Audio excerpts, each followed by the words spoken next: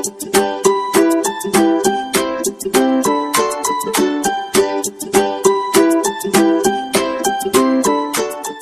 tarde, quarto ano. Vamos começar com a nossa aula da quinta-feira, 27 de agosto de 2020. Vamos com a nossa oração, em nome do Pai, do Filho e do Espírito Santo. Amém. Pai nosso que estás nos céus, santificado seja o vosso nome. Venha a nós o vosso reino, seja feita a vossa vontade, assim na terra como nos céus. O pão nosso de cada dia nos dai hoje, perdoai as nossas ofensas, assim como nós perdoamos a quem nos tem ofendido. Não deixeis cair em tentação, mas livrai todos os males. Amém. Vamos com a nossa chamada? Nayara Aline, Clara Vitória. E hoje, no livro de Ciências, na página 45, vamos falar um pouquinho sobre as plantas e onde elas vivem, tá certo? Aí vocês viram um vidinho explicando e depois vamos responder as atividades. Crianças, vamos conhecer um pouco sobre as plantas. Todas as plantas estão adaptadas aos meios em que vivem. Os cactos vivem em ambientes que falta água. Suas folhas são transformadas em espinhos, assim não perdem água. Algumas plantas vivem em solo lodoso e ficam com as raízes aéreas, melhorando a fixação, como as árvores nos mangues. Plantas de folhas grandes são próprias de clima úmido e de regiões chuvosas, como é o caso da bananeira.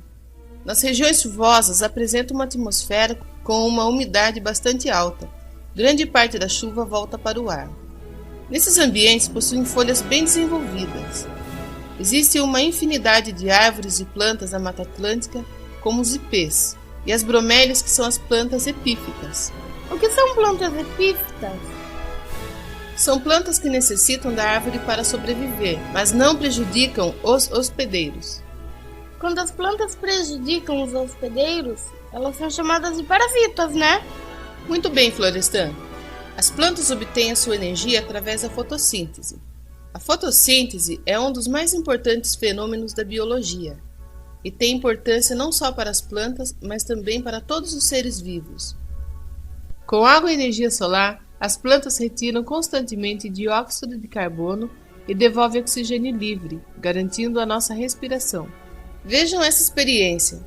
Coloque uma folha num copo com álcool e em pouco tempo vocês vão ver que toda a cor da folha sairá no álcool.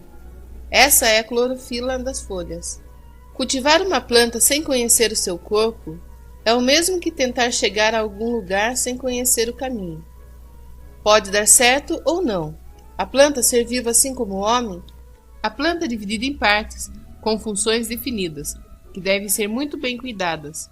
A planta é composta de raiz, caule, folha, flor, fruto e semente.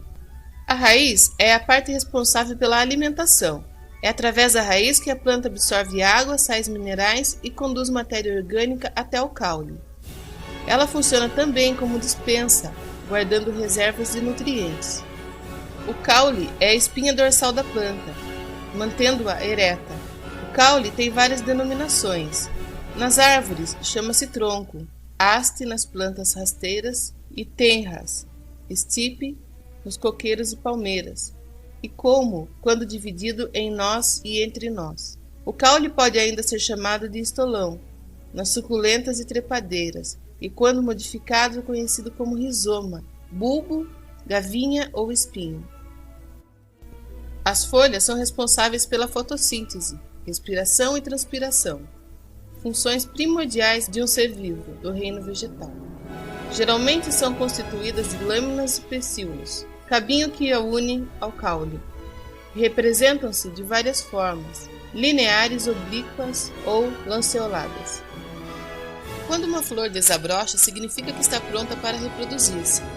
Com a parte masculina e a feminina perfeitamente estruturadas, os agentes da natureza conseguem depositar o pólen no estigma, fecundando o óvulo e o ovário. Quando a planta dá uma flor, está em sua fase mais crítica, pois direciona toda a energia a essa atividade.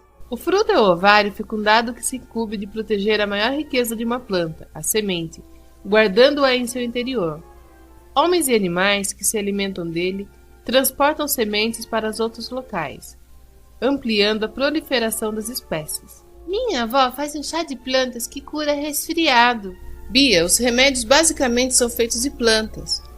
A maioria das plantas são medicinais. As plantas medicinais são plantas que contêm substâncias bioativas. Muitas dessas plantas são venenosas ou tóxicas, devendo ser usadas em doses muito pequenas para terem o efeito desejado. Na realidade, toda planta, mesmo alimentícia, pode ser potencialmente tóxica dependendo da dosagem. Existe um grande número de plantas medicinais em todo o mundo, usadas desde os tempos pré-históricos na medicina popular por diversos povos. As plantas medicinais são utilizadas na medicina atual, fitoterapia, em diversos países, incluindo o Brasil. Vocês querem um chazinho de folha de maracujá? Na página 48, no primeiro, vocês irão observar essa imagem e depois irão responder. Em qual estação do ano essa foto foi tirada? B. Por que as árvores de lugares frios podem suar folhas em determinada época? No segundo, vocês irão escrever V para verdadeira e F para falsa. Ao lado, no terceiro, vocês irão ler as frases e descobrir qual tipo de vegetal se trata. A. Vivo na água e retiro dela os elementos de que necessito para realizar as atividades vitais. Quem sou eu? B. Vivo sobre outra planta, retirando dela tudo de que preciso. Quem sou eu? C. Para viver, retiro dos animais que capturo os nutrientes que não encontro no ambiente. Quem sou eu? E D. Instalo-me em cima de outras plantas para receber melhor e com maior intensidade a luz solar. Quem sou eu? No quarto, faça a correspondência entre os tipos de vegetal e as frases a seguir. E no livro de reforço de vocês, na página 47, vamos revisar um pouquinho sobre a estação de tratamento da água. No primeiro, vocês irão ler as afirmativas e responder sim ou não. A. A água que chega em nossas casas sai do rio, passa pelo cano e vai direto para as torneiras? Sim ou não? B. A finalidade do tratamento da água é eliminar as impurezas prejudiciais e nocivas à saúde?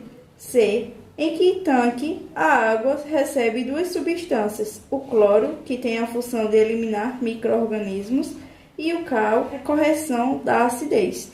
D. No tanque de floculação, os flocos de impurezas se depositam no fundo e a água concentrada na parte de cima torna-se mais fácil de ser filtrada na etapa seguinte. Procure no diagrama as palavras para responder as questões 2, 3 e 4. No segundo, como deve estar a água para o consumo humano?